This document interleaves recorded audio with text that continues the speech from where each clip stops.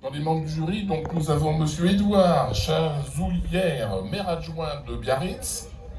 Enchanté, merci. Nous avons Dominique Bell, délégué départemental de la FFVE. Nous avons Yvon Gascoin, vice-président de la FFVE. Jean-Marie Lemerle, Automobile Club de France, avec de mémoire 10 participations aux 24 heures du Mans. Madame Anne Mondy, artiste plasticienne à Arcard. Enchanté d'avoir une dame dans le jury. Bravo. Louis Meunier, l'Automobile Club 24 heures patrimoine. Stéphane Murphy, conservateur du musée Trios de Chicago.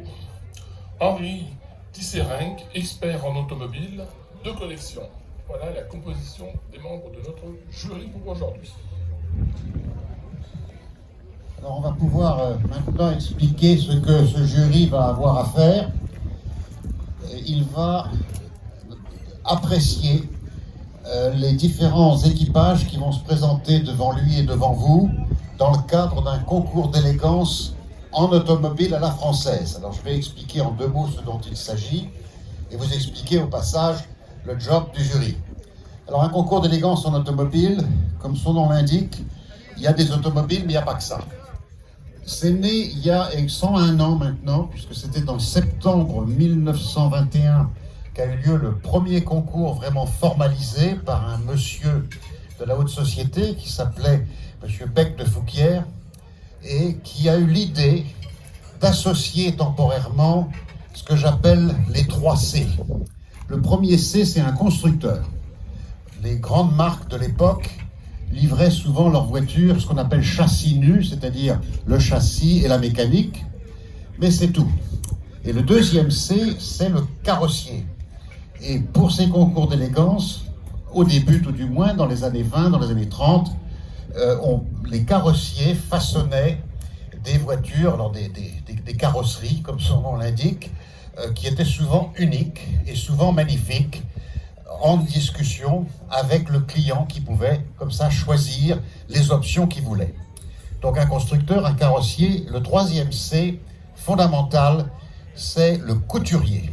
Parce qu'effectivement, à l'origine, les concours d'élégance à la française, c'était l'apanage des dames, des femmes.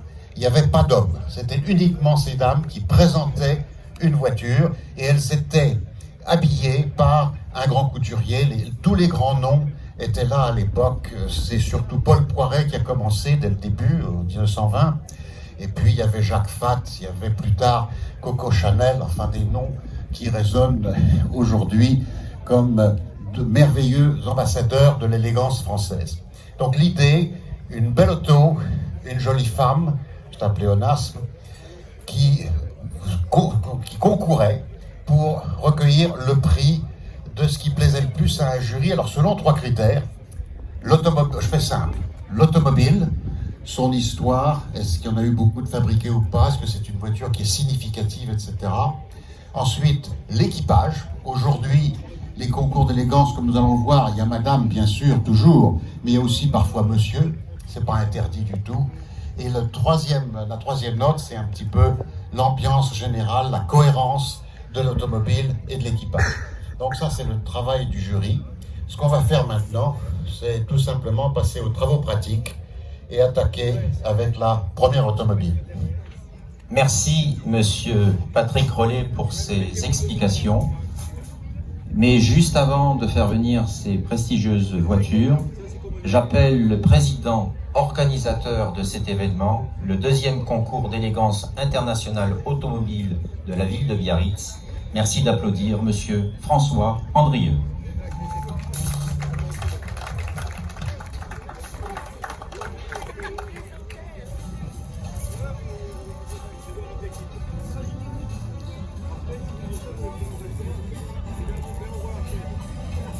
Bien, bonjour à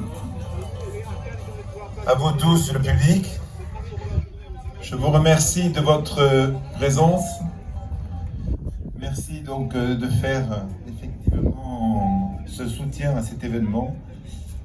Un événement qui est effectivement périlleux. Relancer le concours d'élégance de Biarritz, c'est un vrai challenge.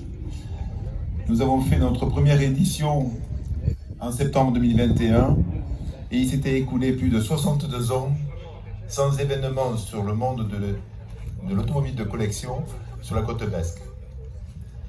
Je suis ravi, honoré de présenter ce deuxième concours dans un concept très particulier puisque nous avons voulu essentiellement favoriser le défilé du concours d'élégance. Donc avec de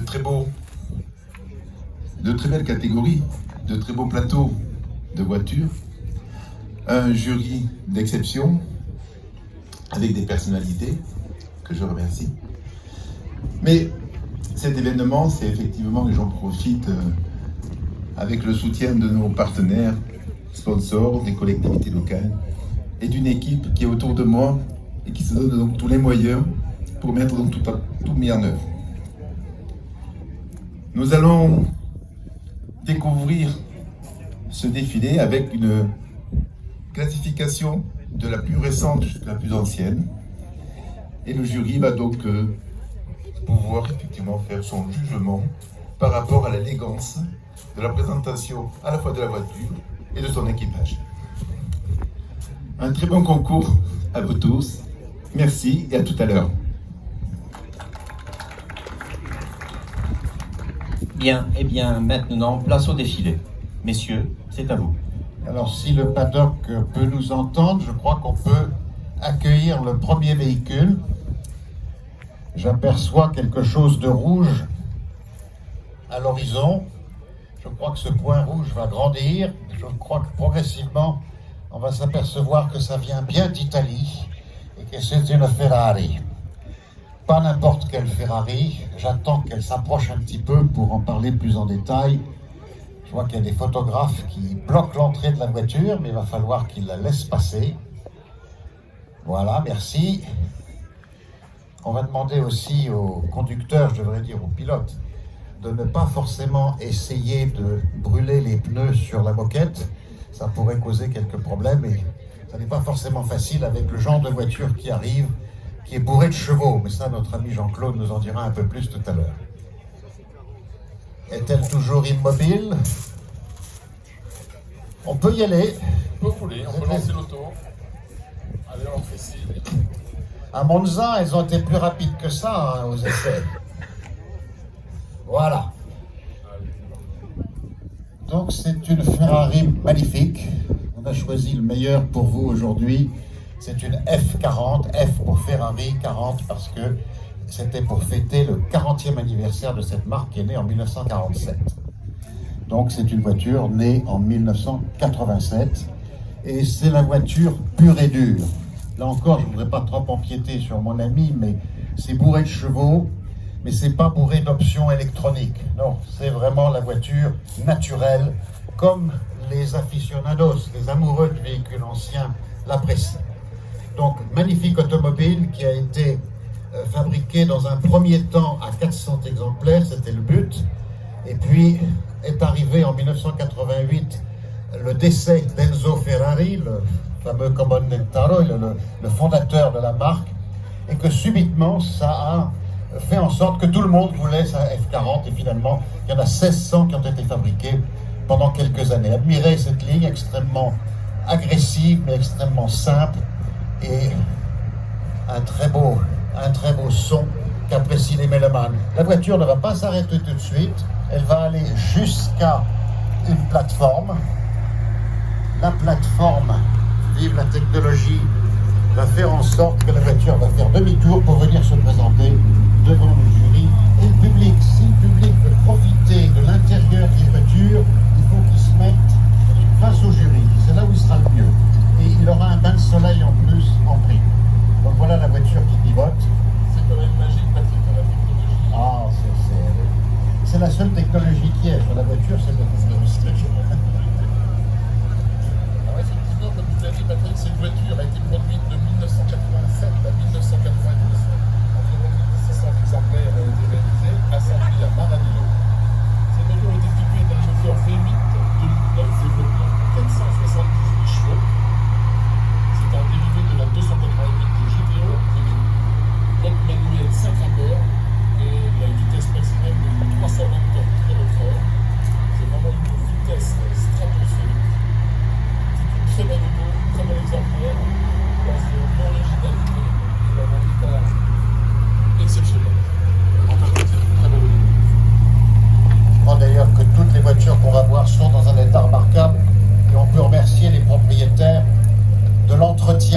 restauration de grande qualité de ces voitures. On va revenir sur le caractère historique et culturel de ces voitures. Alors, ces autos, c'est vraiment un patrimoine automobile, mais ces autos ont le mérite aussi d'avoir un propriétaire qui a aussi des belles histoires à nous raconter. Alors, un petit mot sur cette voiture. Merci beaucoup. Nous accueillons maintenant la deuxième automobile. Décidément, les deux marques qu'on vous présente jusqu'à maintenant sont des marques qui, je crois, ont dominé la construction automobile de sport et de course de la deuxième partie du XXe siècle et encore aujourd'hui, puisqu'après Modène ou la région de Modène, Maranello et la Ferrari, nous passons maintenant à Zuffenhausen dans la banlieue de Stuttgart pour cette magnifique Porsche. Une longue histoire qui est née juste après la Deuxième Guerre, la première Porsche qui était créée par Ferdinand Porsche, qui était une voiture à 4 cylindres, largement inspirée avec des éléments mécaniques de la Volkswagen. Et quand vous voyez ce qui arrive sous les yeux, on est très loin de ses origines. Mais en deux mots, Porsche a fabriqué les 356, qui a établi la réputation de la marque jusqu'en 1963. Et ensuite est arrivé l'extraordinaire Porsche 911 décliné à toutes les sauces. Et là, vous avez sous les yeux ce qui se faisait de mieux, j'allais dire de plus brutal. C'est la Porsche Turbo, le Porsche 930, qui est née dans les années 80 et qui aura effrayé la chronique. C'était une voiture extrêmement subtile à conduire, on la pilotait, on ne la conduisait pas. Et elle a acquis un surnom un peu difficile. En anglais, c'était le Widowmaker, c'est-à-dire la faiseuse de veuves. Pour vous dire qu'il y a eu quand même pas mal d'accidents avec ce type de voiture. Elle se maîtrise pour des raisons. C'était les débuts du turbo qui arrivaient assez violemment. La voiture sous-virait, puis tout d'un coup survirait. Il fallait anticiper. Eh bien, on va maintenant découvrir l'équipage de cette remarquable Porsche 930. J'ai plus l'année en tête, je crois que c'est 1986 ou 7. 1987, Patrick. 87, je crois que c'est parmi les dernières, puisque la Turbo est apparue en 64. Alors on voit arriver maintenant, tout en restant en Allemagne, une automobile très intéressante, très rare. Elle a été fabriquée à peine à 400 exemplaires. Elle est apparue d'abord au Salon de Paris en 1972 sous forme d'un projet, d'une étude de carrosserie qui était signée par le chef designer à l'époque chez BMW, puisque c'est une BM dont il s'agit, qui s'appelle Paul Bracq. Et Monsieur Bracq est toujours en vie, il devait être au jury aujourd'hui, je crois qu'il a été empêché, mais même si le dessin final est dû à Giugiaro de Ital Design à Turin, l'épure d'origine, l'esprit du dessin de cette voiture est français. C'est Paul Bracq qui a été le chief designer de chez BMW pendant des années. On lui doit les séries 5, allez-y monsieur, allez-y madame, les séries 3 et toutes les voitures des années 70. Donc cette BMW M1, c'est une voiture qui était faite pour la compétition, pour démontrer la qualité et la sportivité de ces voitures fabriquées à Munich. Alors, sur l'aspect plus technique, je passe comme d'habitude à Jean-Claude qui va vous en dire beaucoup plus. Effectivement, c'est une BMW M1, BMW E26, une des BMW des plus mythiques de son temps. La production de 1978 à 1981, c'est un coupé 2 places, un moteur central arrière, une carrosserie en bon essai, moteur M6 de 6 cylindres à ligne, 3 litres, 24 soupapes, développeur de puissance de 270 chevaux. En compétition, ces autos arrivaient entre 490 et 800 chevaux. La vitesse maximum 262 km/h avec un poids Newton 3. Mais un peu plus d'élégance, comme vous disiez Patrice, c'est le bon, mais c'est aussi la mode. Et notre mannequin Nerera est habillé aujourd'hui par la boutique Performance de Biarritz. On peut l'applaudir aussi.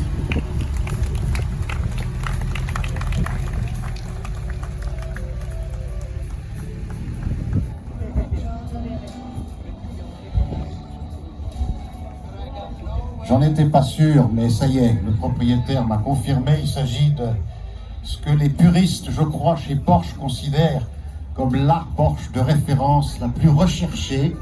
c'est la fameuse RS 2,7 litres qui est apparue, je crois, en 1973 et qui était nécessaire parce que, je vous le rappelle, la 911 était apparue 10 ans auparavant. C'est pas qu'elle commençait à vieillir, mais enfin la concurrence, les Ford Capri, les BMW, etc. commençaient à empiéter sur les plates-bandes de Stuttgart. Il fallait réagir et ça a été la création de cette exceptionnelle automobile qui est considérée, je vous dis, comme la plus remarquable parce qu'elle est à la fois sportive mais aussi parfaitement utilisable tous les jours. Mais je vais laisser la parole à mon ami Jean-Claude. J'ai pu comprendre que tu étais président d'un club Porsche de la région. Tu vas donc tout nous révéler sur cette voiture. Effectivement, c'est une très belle auto. On a vu Porsche par exemple 2017 RS. RS pour Rennes Sport. Rennes qui est la course, qui lâche le sport. Effectivement, c'est une auto Flat 6 2007. C'est vraiment une auto qui a été produite de 71 à 73. On l'appelle Carrera puisqu'elle voit cette motorisation à Hertz Fourman au moteur Carrera. Et il y a eu pendant quelques années, entre 63 et 72, aucune Porsche ne portera le nom de Carrera puisqu'elle n'avait pas ses moteurs, ses Flat 6 dédiés. Là, on a un moteur exceptionnel dans un état vraiment exceptionnel, 100% d'origine avec ses jantes Fuchs. Je crois que le propriétaire va pouvoir nous présenter lui-même son auto, qui est une auto quand même mythique, avec ce qu'on appelle l'aileron à l'arrière, la mythique queue de canard, qui là aussi n'est pas là pour le décor, mais qui est vraiment là pour la pluie du train arrière.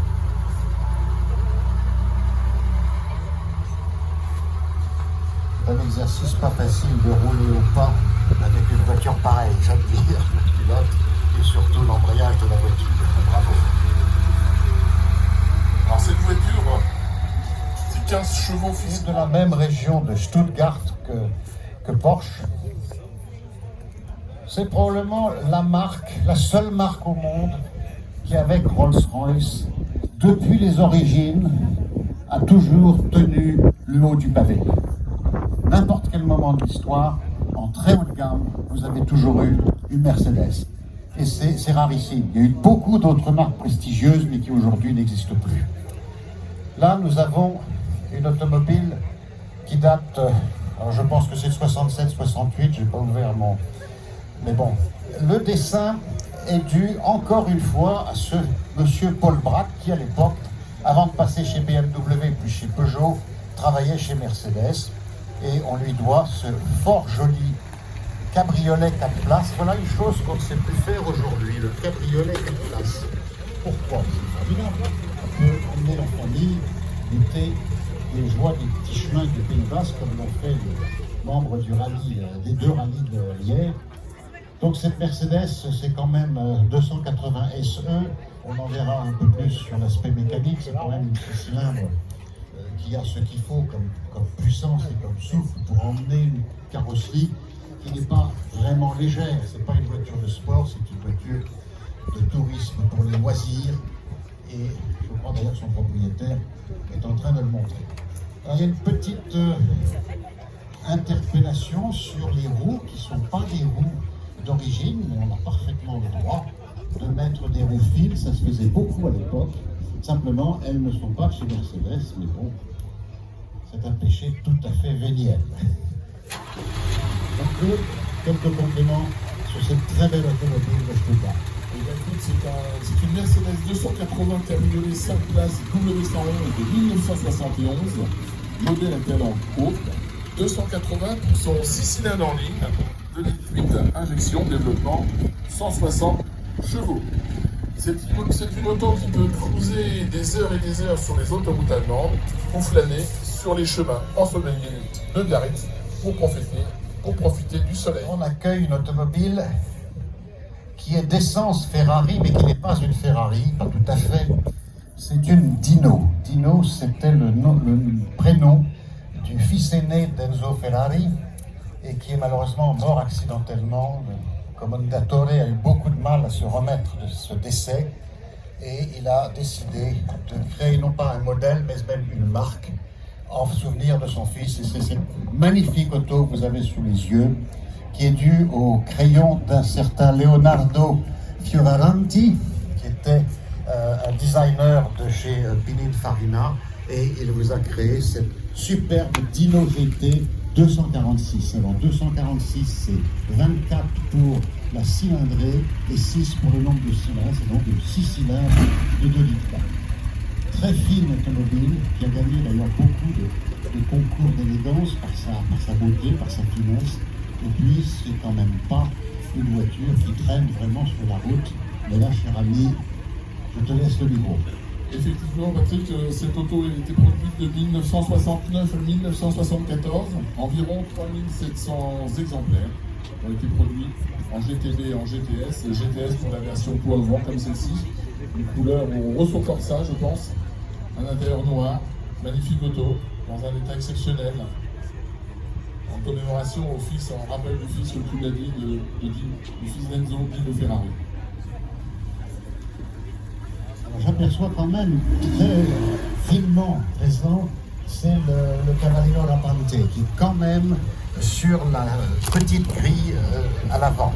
Mais ce qui apparaît surtout, c'est le logo Dino, donc du nom de cette comarque Ferrari. Les roues sont typiquement italiennes, ce qu'on appelle des Campagnolo. Bien, ce sera la première voiture d'outre-Manche du règne de Charles III, que j'aurai l'honneur et l'avantage de présenter. Pensée certaine pour sa remarquable mère, la reine Elisabeth II, qui nous a quittés cette semaine. Vous n'avez pas pu échapper à cette information. Et c'est une voiture de Sa Majesté qui arrive. Et quelle voiture! C'est probablement un des plus beaux coups de crayon de l'histoire de l'automobile. Enzo Ferrari lui-même a dit en la voyant à Genève en mars 1961. On faisait encore des 403, j'ai rien contre la 403, mais au point de vue look, c'est quand même pas la même chose. Et donc, c'était à Genève en mars 61 que cette voiture a été présentée. Et le lendemain, il n'y avait pas les réseaux sociaux, mais c'était tout comme. La nouvelle s'était répandue dans le monde entier. C'est la célèbre Type E de chez Jaguar. Alors, elle a été construite donc dès 61. Et la voiture, qui avait subi quelques améliorations, a duré jusqu'en 75. Elle avait à cette époque-là, lors de sa fin, si je peux dire, un 12 cylindres en V, alors qu'ici, nous avons la pureté même des origines avec le 6 cylindres XK. C'est le XKE qui est la réelle dénomination et qui s'inspire au point de vue ligne et au point de vue mécanique. Et la Jaguar Type D qui a gagné au 24 heures du Mans, je ne sais pas si c'est 2 ou 3 fois, enfin 4 fois, mon Dieu. 3 fois, c'est déjà beaucoup. Alors, Jean-Claude, tu vas peut-être ajouter des choses sur cette merveille. Ce bel type a été dessiné par l'aérodynamicien Malcolm Sayer sous le contrôle de William Lyons. Et comme tu l'as dit, cette auto c'est motorisé par un 4.2 à 6 cylindres en ligne avec 2 ou 3 carburateurs selon les versions. Ce magnifique coupé, voilà, très beau. Donc une production pour la série 1 de 61 à 67, 46 1970, avec cette Mercedes 280 SL Pagode de 1964, Patrick. Tout à fait. Le dessin est probablement celui qui est le plus connu et le plus réussi, c'est une question de jugement personnel, mais de M. Paul Bracq, dont je vous parlais, qui fut un grand designer français au service de marques allemandes, mais aussi françaises. Bien justement, Patrick, dans le concours d'élégance d'État de Biarritz 12 au 14 mai 2023, le 70e anniversaire du designer Paul Bracq sera à l'honneur. Celui qui a dessiné cette belle Mercedes 280 SL Pagode, les créations d'un remarquable designer automobile de chez Mercedes, BMW et Peugeot.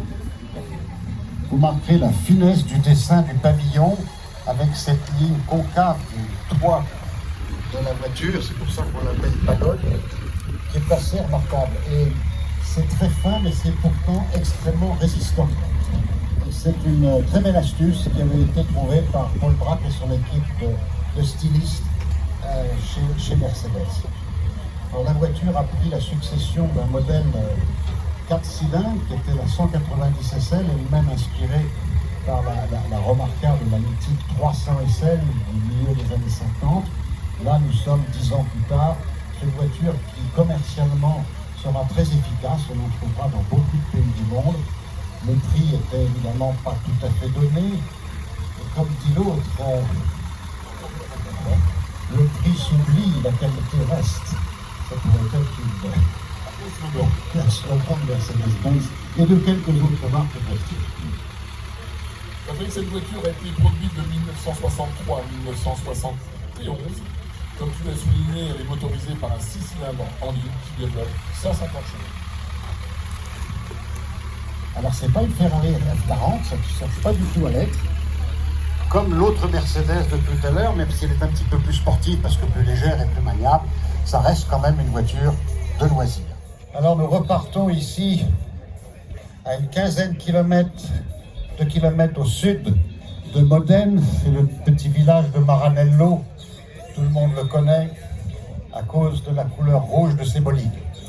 Alors celui-ci, qui est un véhicule certes sportif, il n'y a pas de Ferrari bourgeoise, ça n'existe pas, mais quand même peut-être plus sage, plus luxueux que la plupart des autres modèles de la gamme Ferrari. C'est une magnifique 250 GT de série 2 qui doit dater, alors là j'ai un petit peu de mal, 64 1962. 62, ah mon Dieu, je la rajeunissais.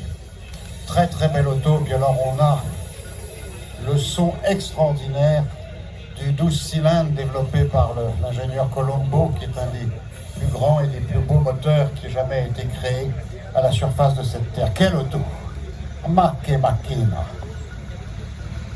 Admirez l'intérieur qui est de tout de rouge vêtu avec le nombre de cadrans impressionnants, les 4 tuyaux d'échauffement. Il faut ça pour évacuer la puissance.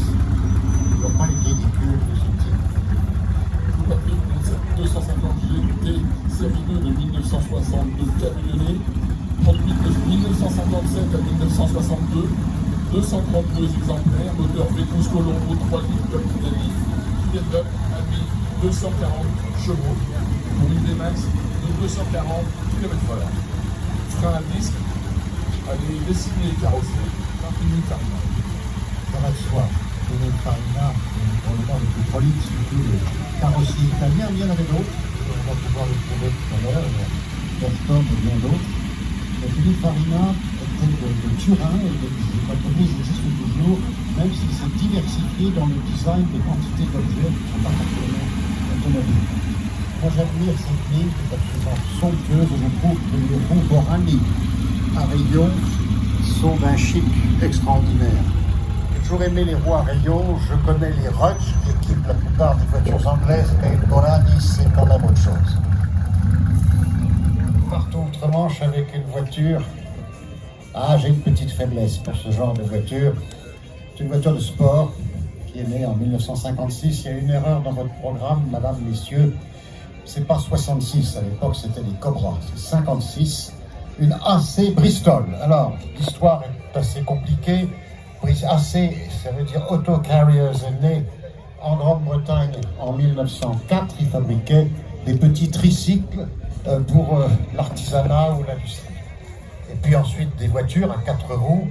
Et la marque est restée relativement confidentielle et j'allais dire banale jusqu'à l'apparition en 1953 sous l'impulsion d'un ingénieur qui s'appelait John Tojeiro, nom espagnol mais nationalité britannique, qui en copiant probablement un petit peu sur la Ferrari 166 Barchetta ou la Ciata 508, peu importe, imagina cette carrosserie qui, à mon avis, est d'une finesse exceptionnelle. C'est une très belle automobile de sport et pour ne rien gâcher, sous le capot, il y a un 6 cylindres qui n'est pas n'importe lequel.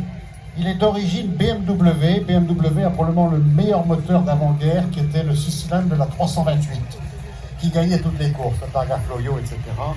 La guerre est arrivée et c'est au titre de dommages de guerre que la société Bristol, qui fabriquait aussi des avions et des moteurs d'avion, a hérité de ce moteur BMW. Bon, il l'a repris un peu à sa sauce et ça a donné le moteur Bristol qui équipe donc ces AC Ace. Les AC Ace pouvaient être livrés avec d'autres moteurs, un moteur Ford de X6 à la fin de sa carrière ou au début de sa carrière, un moteur Maison AC qui manquait un peu de souffle. Ce moteur Maison avait été conçu en 1919, donc 53-54, il avait fait sa vie. que là, vous avez le top de ce que la maison AC a pu produire. C'est le très joli cabriolet Ace de 1956. Alors, ce type de voiture participait à énormément de rallyes, de courses sur circuit, et remportait sa classe aussi bien à Sebring en Floride qu'à Brands Hatch Silverstone en Angleterre ou encore ailleurs. Voiture très désirable, voiture vraiment de collectionneur connaisseur. C'est une voiture de connaisseur. Nous accueillons une autre beauté de Modène, mais alors la Modène Ville. C'est une marque extraordinaire, exceptionnelle, qui existe toujours, c'est Maserati. Très très belle auto. La marque Maserati est née juste après la Première Guerre mondiale. C'était 5 frères. Le frère aîné s'appelait Alfieri Maserati et il travaillait chez une marque de moteurs d'avion et d'automobiles, Isotta Fraschini. Il avait remarqué que pendant la guerre, ces avions avaient une tendance à faire des ratés, ce qui était embêtant quand même dans la mission militaire. Et donc il a inventé, ça a été le début de Maserati, une bougie spéciale pour moteur d'avion. Il a fait ensuite des bougies automobiles et il s'est lancé dans la compétition automobile jusqu'en 1940. Maserati, c'était uniquement des moteurs de compétition avec 2 victoires gigantesques à la clé. Ça sera 2 victoires à Indianapolis en 1939 et 1940. Après, les États-Unis sont rentrés en guerre et les preuves ont été temporairement arrêtées. Puis après-guerre, la marque s'est fabriquée, alors a toujours fait de la compétition, ce qui lui coûtait très cher, tirer un peu de la diable par la queue. Ça n'était plus les frères Maserati aux commandes de la famille Orsi. Et la famille Orsi a dit pour s'en tirer, il faut construire le grand tourisme, donc montons en gamme et combattons Ferrari, Jaguar et les autres. Et ça a été ce modèle magnifique de 1958 à 1963 ou 4, c'est la 3500 GT pour les premières et GTI à injection. Nous accueillons une autre production d'outre-Manche. Bon, vous connaissez cette voiture, c'est une Jaguar XK150, elle est de 1960. Elle a été fabriquée sous cette forme de 57 à 62, puisqu'est arrivé ensuite la type E. Cette voiture est issue de la Jaguar XK120, née en 1949, produite et industrialisée en 50, qui fut la première voiture de série à dépasser le 200 km/h. En 1950, c'était prodigieux, et cette XK120 a eu un succès planétaire. Elle a été suivie, parce que le modèle a évolué, par une XK140. 120, ça veut dire 120 miles à l'heure, 192 km/h. 140, c'était déjà au-delà de 200 km/h. Et là, vous avez le top du top, qui est la dernière avant la type E. Elle a d'ailleurs le moteur de la type E. C'est la 150S. Et le S fait toute la différence, puisqu'on a 265 chevaux, alors que les 150 normal, si je peux dire, qui est déjà pas mal, on doit être de 220-235 chevaux. Donc c'est une voiture extrêmement puissante. Par rapport à la 120 d'origine, elle est plus confortable, plus cossue aussi. L'intérieur est gainé de cuir, y compris le tableau de bord, à moins que le propriétaire ait remis du bois, carrossé par un de ses grands maîtres carrossiers français, M. Henri Chaperon. Donc tout est exceptionnel sur la voiture, à commencer par son pédigré. Hotchkiss, parce que c'est la marque de Saint-Denis qui a industrialisé, si on peut dire comme ça, avec cette voiture, l'automobile, mais la conception est due à l'ingénieur français Jean-Albert Grégoire, qui était un immense créatif et qui a inventé beaucoup de choses, comme par exemple le joint homocinétique dès 1928, ce qui a permis de développer la traction avant. Et Jean-Albert Grégoire a créé une marque qui s'appelle Tracta et qui a participé au 24 heures du Mans dès 1929. Après, il a eu beaucoup d'autres aventures avec différents établissements. Et là, la collaboration entre Jean-Albert Grégoire et Hotchkiss, c'est ce sensationnel cabriolet Henri Chaperon, cet exemplaire. J'en ai oublié la date, je pense que c'est 1949 ou 50. Ah, 53, pardon. Je suis administré un petit peu. Alors, c'est un gros 4 cylindres, 2, je crois. Une voiture, n'est pas une voiture ébouriffante, mais elle est développée quand même dans les 70 à 80 chevaux. Et c'était une voiture extrêmement innovante, avec une traction avant, bien entendu, beaucoup d'aluminium, énormément d'aluminium, elle est pratiquement entièrement en aluminium. Et puis, ce carrossage unique, passé sous un autre carrossier de Valois, Henri Chaperon.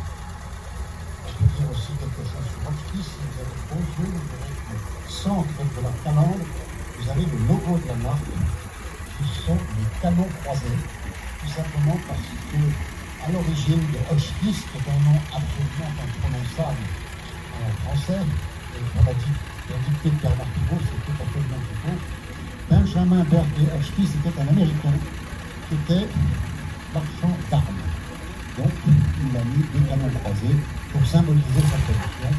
Et ça n'est que tardivement qu'il s'est installé en France et qu'il a créé à Saint-Denis cette marque Hotchkiss qui devient pour la France le synonyme de belle auto, bien faite, cossue, confortable et extrêmement, comment dirais-je, fiable. Hotchkiss a établi une merveilleuse réputation. Et ceci, ce que vous avez sous les yeux, est une tentative qui a avorté, mais qui est tout de même méritoire, de diversifier un petit peu l'image de cette marque. Il y a eu également, si je ne m'abuse, 7 coupés qui ont été fabriqués.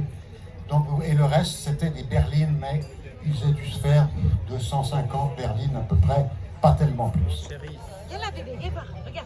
Nous accueillons une autre marque, une autre grande marque française disparue, Talbot. Un grand nom, même si c'est une construction industrielle et financière extrêmement complexe, que des Talbot, il y en a en France, on connaît tous des monsieur et madame Talbot, mais il y en a aussi en Angleterre.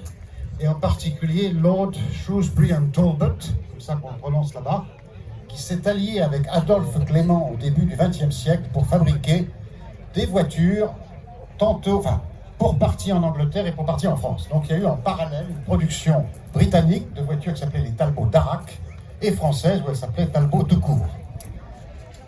En 1938 apparaît cette automobile qui n'a l'air de rien, mais c'est une auto qui possède un moteur extraordinaire, extraordinairement puissant, c'est le T150, c'est le modèle T150 dont l'évolution ira participer au Mans avec la T26 Talbot et une victoire au Mans en 1950 avec les Rosier père et fils.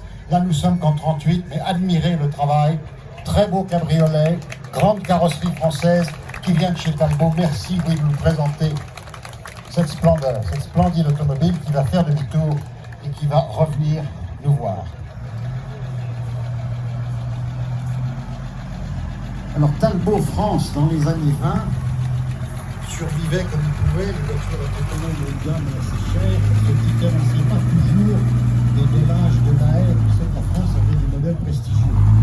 Et en 1934, les choses n'allaient plus bien du tout, et il a fallu faire transfuger, si je peux dire, en France, un Anglais d'origine italienne, suivez-moi, l'Europe se construit sous vos yeux, qui s'appelait le Major Anthony Lago, d'origine italienne, citoyen britannique, qui devient le directeur général de Talbot et qui, là, prend les décisions stratégiques qui s'imposent en disant on arrête les modèles plan-plan, qui étaient quand même de très beaux modèles, il ne faut pas cracher dessus, et on lance une gamme de véhicules vraiment sportifs qui se détachent de la concurrence.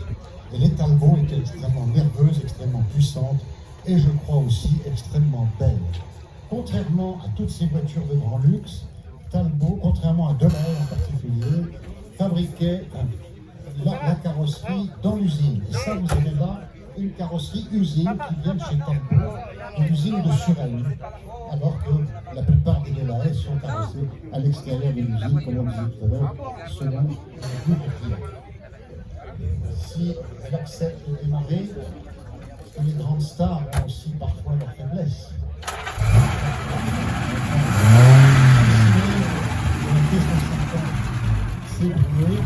Alors à l'époque, une voiture puissante, c'était une voiture avant-guerre qui faisait 100-110 chevaux. Et là, on est plutôt à 120-130 chevaux, plus, encore une fois, une voiture qui sera utilisée sur les circuits automobiles pour gagner des épreuves de longue distance comme le Mans. De prestige, et il est normal que la marque, probablement la plus prestigieuse au monde dans l'histoire de l'automobile, soit représentée. Et elle l'est de façon tout à fait remarquable avec une automobile qui nous vient d'Espagne, c'est pas très loin. C'est un musée qui est à Bilbao et je crois que la voiture est conduite par la propriétaire elle-même. C'est une femme dédiée à l'automobile. Je ne connais que son prénom, c'est Maria, mais j'ai énormément d'admiration pour ce que Maria fait avec sa collection de plus de 60 Rolls-Royce à une trentaine de kilomètres de Bilbao. Je cherche désespérément le nom de son musée. C'est Torre quelque chose. Loizaga, merci beaucoup. Allez-y, ça vaut le coup. Et puis alors là, il vous présente, c'est tout à fait magique. Et l'histoire est magique. Cette voiture a été délivrée neuve, je crois que c'est en 1926. C'est une Rolls-Royce Phantom 1 à quelqu'un qui avait déjà 21 Rolls et 2 Bentley. Qui pouvait se permettre ce genre de facétie? Merci Maria, merci beaucoup. Une seule catégorie de personnages, un Maharaja. Cette voiture a été livrée neuve en Inde en 1926 à un des Maharajas qui est dans l'ensemble de ce sous-continent immense, jusqu'en 1947, en tout cas, il y a eu le statut d'indépendance. C'est le Maharaja de Jodhpur, qui est probablement un des plus connus. Il faut savoir que les Maharajas étaient absolument fous de voitures de luxe, et en particulier de Rolls-Royce, mais pas que. Et que l'Inde aujourd'hui a une richesse de patrimoine automobile absolument exceptionnelle. En 2014, Rétromobile, le grand salon européen et même mondial, accueillait 14 voitures de Maharaja. Je pense que celle-ci y était. C'est tout simplement admirer la ligne. C'est sérieux, c'est sobre. Contrairement au Maharaja qui avait le diamant. On s'est dépassé la couleur. Les dames étaient très sobres. Le diamant, c'était pour monsieur. Là, il y a une madame, la propriétaire. Je suis désolé de vous frustrer le diamant. Mais en tout cas, vous aurez la voiture, c'était l'essentiel. Nous sommes à une époque où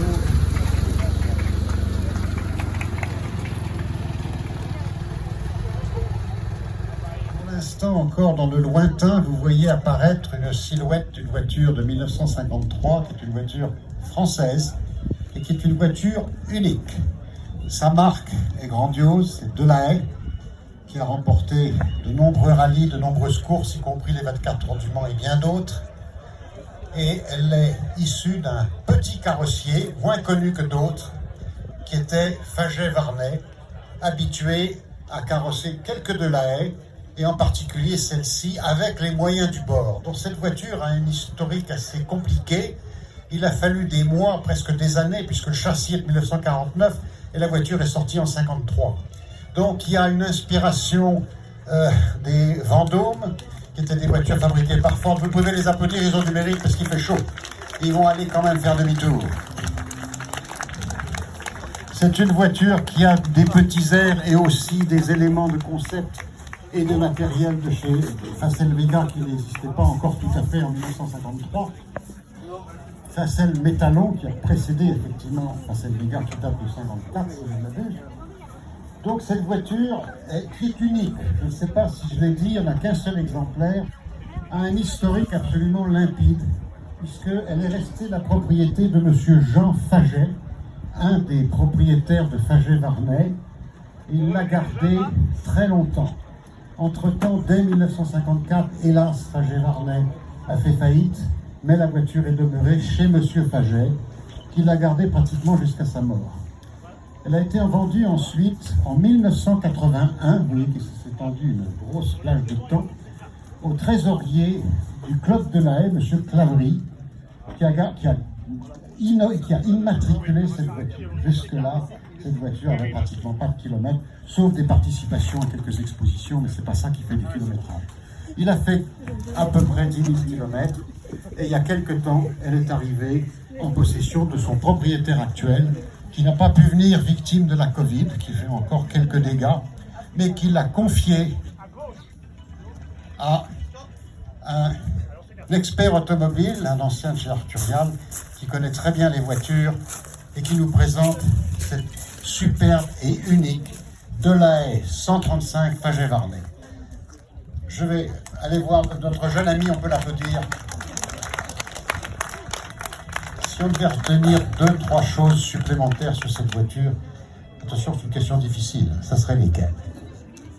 Alors, j'ai malheureusement pas pu entendre tout ce que vous avez dit, mais voilà. C'est une voiture qui est à la croisée des chemins entre la fin de Delahaye, puisque c'est la dernière 135 MS carrossée au monde. C'était une voiture qui était prévue pour le salon de Paris 53. Elle préfigure totalement ce que vont être les futurs Facel Vega avec quelques années d'avance, et pour certains modèles de Facel, voire même 10 ans d'avance. Elle possède un lien de parenté très fort avec l'unique Bentley Cresta 2, qui partage la même ligne, notamment le pavillon, le 3/4 arrière. Donc une autre voiture exceptionnelle qui est unique au monde comme elle l'était celle-ci. Et c'est une voiture qui a des particularités techniques aussi. Elle utilise un double système hydraulique de freinage de Delage. Elle utilise un brevet spécial de toit ouvrant dit invisible. Et elle a une structure métallique mixte acier aluminium, qui était un brevet de Faget-Varnet. Sur celle-ci, elle est encore plus particulière, et c'est en fait un peu l'une des premières monocoques de l'histoire, puisque à ces époques-là, les Delahaye étaient carrossés sur des structures en bois, notamment en frêne. Et voilà, c'était aussi la... Faget-Varnet voulait démontrer tout son savoir-faire, aussi à Delahaye, pour proposer une alternative. Malheureusement, c'était déjà trop tard. Et voilà, c'est une Delahaye, mais c'est surtout un prototype Facel. Donc c'est une double gloire de l'automobile française, en fait. Je vous remercie. Merci infiniment. Monsieur le spécialiste, je crois que vous êtes très modeste. Vous avez écrit un fascicule de 70-80 pages sur Faget-Varnet. Je pense que c'est un livre même, c'est le seul qui existe. Je ne sais pas si on peut se le procurer sur Internet ou autrement. On pourra le faire. Oh, alors, indeed, formidable. Non, c'est important. C'est une histoire, c'est un pan de l'histoire de la carrosserie française qui n'avait jamais été abordé jusque-là. Grâce à vous, nous allons pouvoir conserver. Je crois que c'est fondamental, la documentation de tout cet héritage, ce patrimoine automobile est essentiel à conserver. Merci d'œuvrer dans ce sens. Et puis merci pour cette présentation et pour cette voiture absolument somptueuse. On va vous laisser partir avec les moyens du bord. Je pense que votre équipe, les tontons pousseurs, seront là pour que vous nous quittiez avec style.